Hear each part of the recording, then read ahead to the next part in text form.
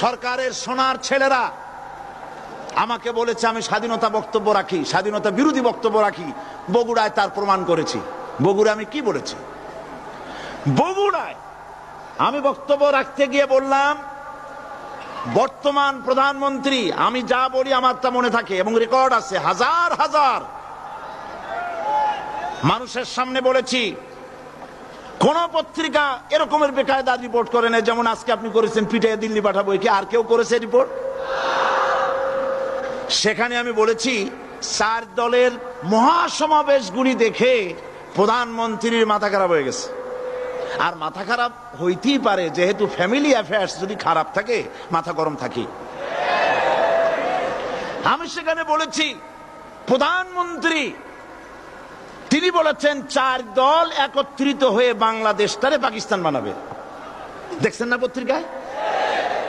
আমি বলেছি দেখেন, একটা দেশের প্রধানমন্ত্রী মিথ্যা কথা বলেন, আমি এই রকমের কথা বলবো না। তবে উনি যা বলেন তা কিন্তু সত্য নয়। মিথ্যাবাদী আমি বলতে পারি না, বলবোই না। তবে যা বলেন তা সত্য নয়। আস্তে করে বলছি।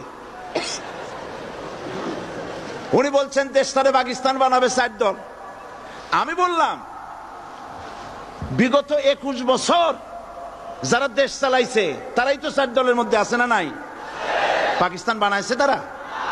আচ্ছা আপনারা বলেন পাকিস্তান কাছে না হিন্দুস্তান কাছে? আমি বলেছি যদি বাংলাদেশকে কেউ পাকিস্তান বানাতে চায় তাহলে সর্বপ্রথম কাশ্মীর পাকিস্তান হতে হবে, তারপরে হিন্দুস্তানকে পাকিস্তান হতে হবে। এটা যেমন সম্ভব নয়, কিয়ামত পর্যন্ত বাংলাদেশ পাকিস্তান হওয়া সম্ভব নয়। আমার এই স্পষ্ট বক্তৃতার হাজারো রেকর্ড আছে বগুড়ায়। কেউ ধরনের বাজে রিপোর্ট করেনি। যুগান্তর লিখেছে, সাইদি বলেছে কাশ্মীর পাকিস্তান হইলেই বাংলাদেশ পাকিস্তান হয়ে যাবে।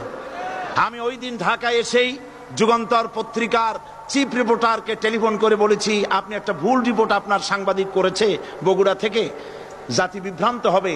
আমি একটা প্রতিবাদ পাঠালাম, অনুগ্রহ করে আমার প্রতিবাদ ছেপে দিবেন। ওনরা সাংবাদিকতার প্রতি মর্যাদা দিতে গিয়ে আমার এই বক্তব্যটা ছাপেন নাই। তার মানে হলো আমার বিরুদ্ধে যদি কেউ কথা বলে হুবহু ছাপা হবে, আর আমি যদি সেলফ ডিফেন্স দিতে চাই বস্তুনিষ্ঠভাবে আমাকে কভারেজ দেওয়া হবে না। এটাই হলো তাদের সবচাইতে আমার প্রতি ক্ষোভ। এবং তারা চায় আমাকে জনগণ থেকে বিচ্ছিন্ন করতে, কিন্তু জনগণ থেকে আমাকে বিচ্ছিন্ন করা যাবে না।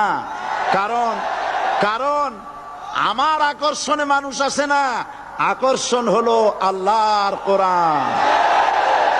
জনগণকে বিচ্ছিন্ন করা যাবে না।